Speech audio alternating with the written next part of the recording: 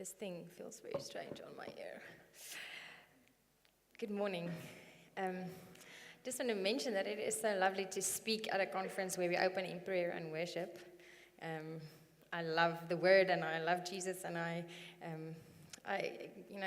the relationship between Jesus and God, and it's our prototype for being parents. So it is wonderful that is the foundation of this week and of the work that you're doing. Thank you very much for having us. We feel very privileged to share our experience with you, and we are very excited to talk about music therapy. We're very excited about our profession. And we won't be talking about mostly music therapy today, but we do want to share a little bit of our work. So before we do that, just something about us.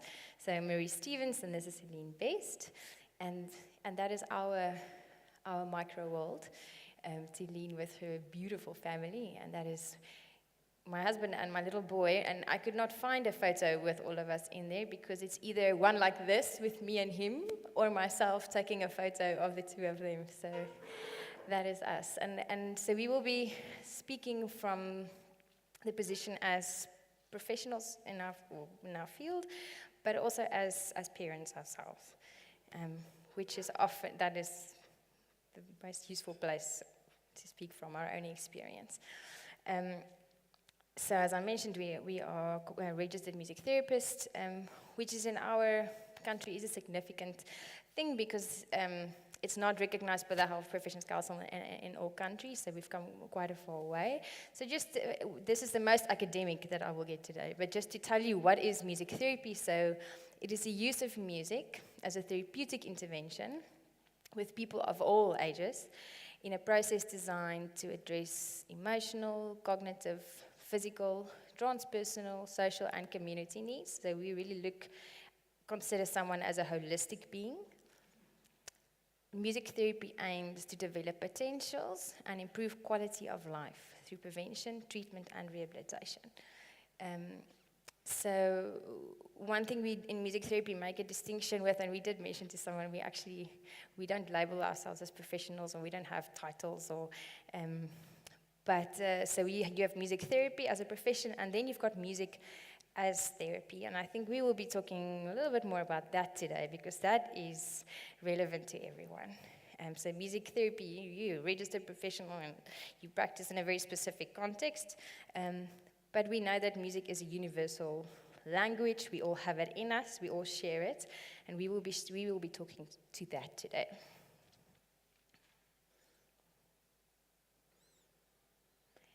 So, it being ECD Day, and we being musicians, and believing in experiential work, that is the best way you learn, we will going to be doing some singing with you. So we are going to need your participation. And this is a practical tool that we will be referring back to through the rest of the presentation. So, you can take it. Do you want the mic?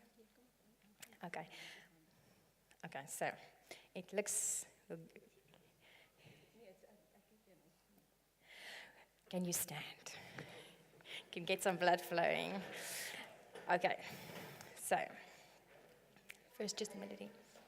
So the words go like this. We're going to sing it a few times, and once you get it, very simple. Okay, it goes like this. Good morning, I see you, we move together, me and you. Good morning, I see you, we move together, you and me. So, good morning, I see you, we move together, me and you. Okay, well done. Don't sit yet. Let's make it a little bit more exciting. So this part of the room can follow me, and that part of the room will follow Helene. So stay in your partners. If there's someone you can tutu. You can do this. You can do this. Okay, good. So you follow me. Okay, you ready? Here we go. And stand with your person. Yeah, don't worry too much about the words. Okay, you ready to go? And here we go. Good morning, I see you, we move together, you and me. Good morning, I see you, move together, you and me.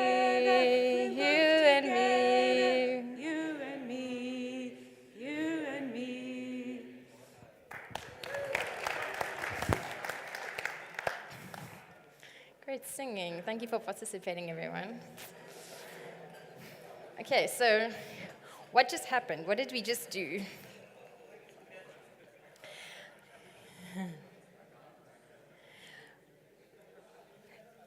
In looking at someone, you say to them, "Hi, I'm here.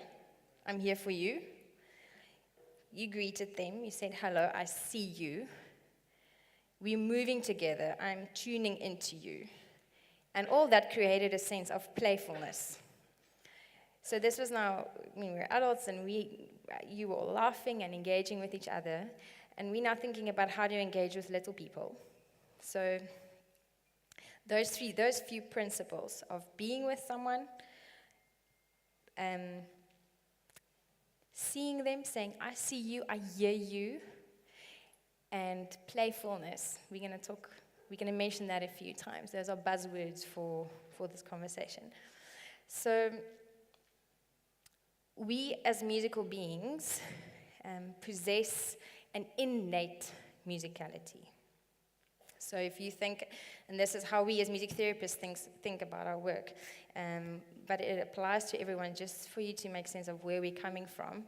If you think about how we move, so when you walk, there's a rhythm to your movement, there's a tempo to how you move. When you speak, there's a melody and a tone to how you use your voice. There's an energy inside of you, how you present yourself. If you think about music, that sounds like music. Music has got rhythm, it's got tempo, there's melody in it, there's intensity, and as therapists, we are trained in looking at someone and almost reading their music, and then seeing how can we offer them musical experiences to address their needs. But you don't have to be a trained professional to do this. So again, we all have an innate musicality. We are hardwired to respond to music and experience music. And we all use music in a very therapeutic way. And I'm going to move away from that word therapy in a moment. But we all use music every day. We play specific songs. Even if you listen to a movie, we know the impact that music has on us. So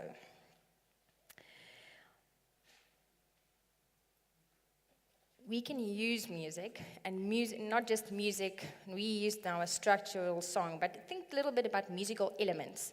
We can use that to express ourselves and to communicate with someone. We have previously spoken quite a bit about attunement and mother-infant, and just to illustrate how we use music to express and communicate at a very, very basic level, I want to show you a short excerpt. You might have seen something similar. Oh.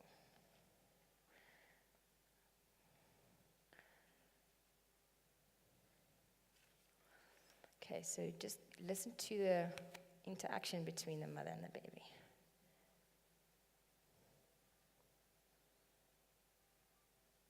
Do I need to press something else, spacebar?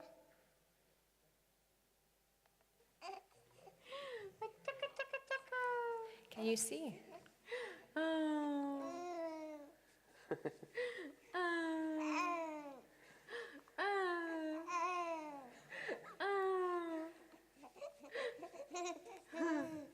You retard. Ah. Ah. Chaka chaka. Chaka chaka. Arr arr arr arr.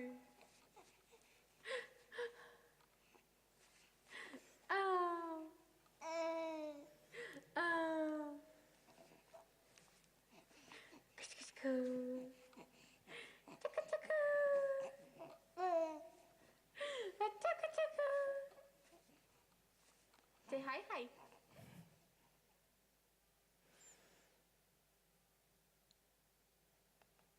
Okay, I'm going to pause it there.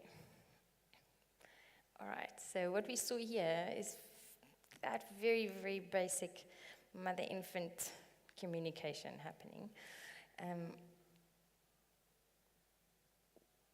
To take it a step back, what we believe, and I'm speaking as a parent and as from my profession, besides for being fed and feeling safe, we believe that children have other needs. Other needs that they have that are very important is to be seen and heard, which gives them the sense that they matter. First thing. Oh, I think my next slide. There you go. To know that they have an impact on the world. So experiencing opportunities where they are validated.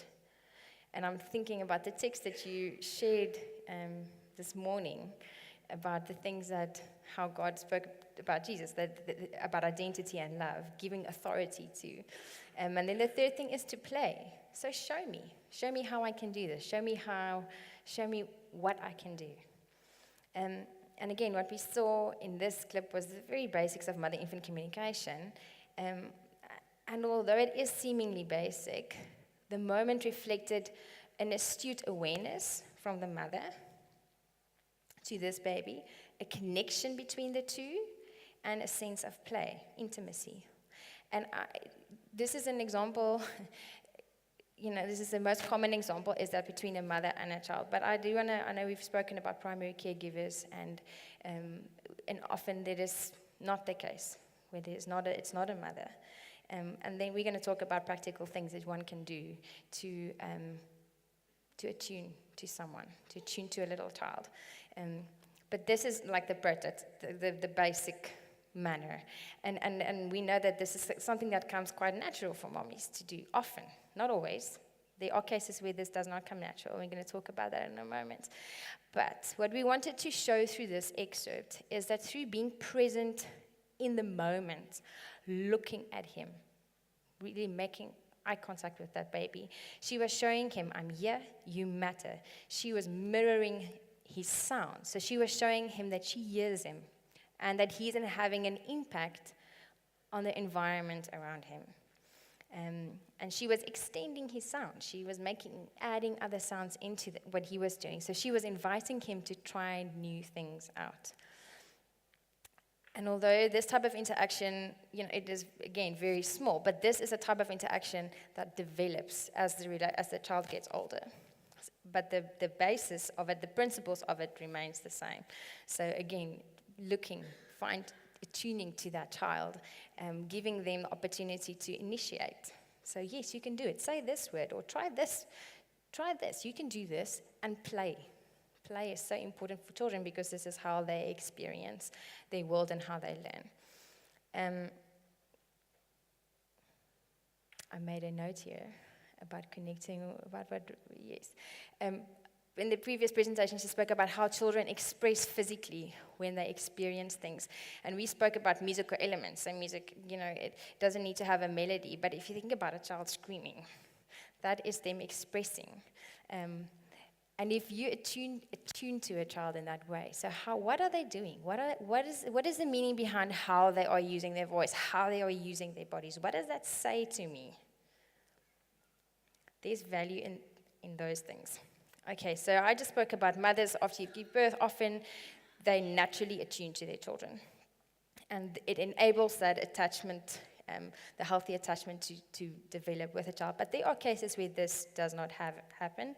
You get moms that have postnatal depression, or you have sometimes that there is no mother. You also misinformation. So, for example, when people believe that they might be spoiling a child by giving them too much attention, or cultural differences.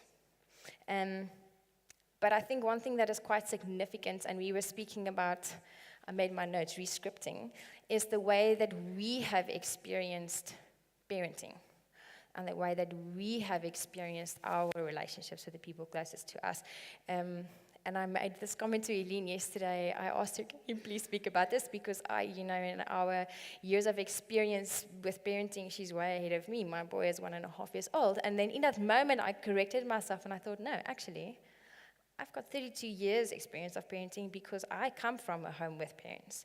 And that informs how I engage with my child. It informs how I understand certain things about relationship development and play. And often, some of those things, it can be distorted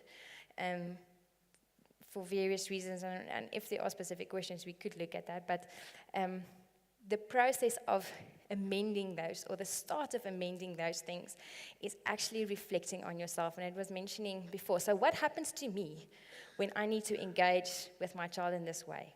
What is coming up for me? And possibly thinking, where does this come from? And that is the start of changing how one can, changing patterns of interaction with your child. And something else I was also thinking about, I saw that was one of the topics that will be raised, is thinking about the digital age and our fast-paced lives and what that does to communication, what that does to being with your child.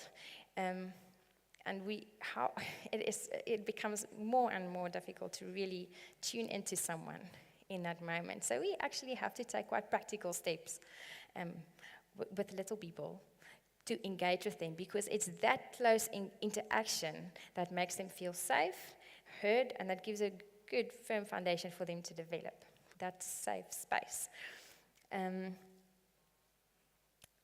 So we are going to briefly mention how music can be helpful.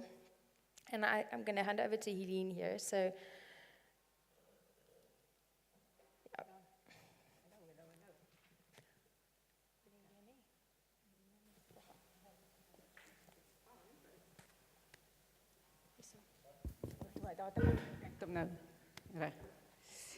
Right, so to get a little bit more practical about music therapy, or not music therapy, but using music as a parent, whether you're a mum or whether you're a dad. I think it's a very useful tool. For some people, it comes quite naturally. If you were a baby and your mum used to sing to you to get you lullabies, to get you to sleep, maybe it's something that you have inside you that comes more naturally. Maybe you're not. Maybe you weren't sung to and it's a bit not so easy for you, or you have experience where you feel you're not musical or you can't keep a tune, then you have resistance to using that. I can assure you, like Mari said earlier today, that the baby knows the voice of the parent. From conception onwards, when they develop ears, they have a sense for the and they love the voice of their parent. So it really doesn't matter if you sing nice songs or whether your songs are just your way of showing your affection to your child. It's most important that you can use it as a tool. I sort of, in the different ages of a child, a little young one might benefit quite a lot from lullabies. And I'm sure in different cultures you have different lullabies that people sing from generation to generation, or else you make up your own songs. I remember as a mum, I often just, whatever's happening around me, I make up a little song using the words that come to mind. So the use of your voice, rocking the baby, there are so much brain development going on simultaneously while this song is sung and while the rocking is happening. Besides the emotional sense of safety and attachment. There's also vestibular stimulation, position in space. I'm not going to go on about all the different things that it stimulates, but I can give you references. Then also, so that is quite useful in calming down the baby and forming attachment. Then there's also play songs or work songs that you can use to stimulate the child.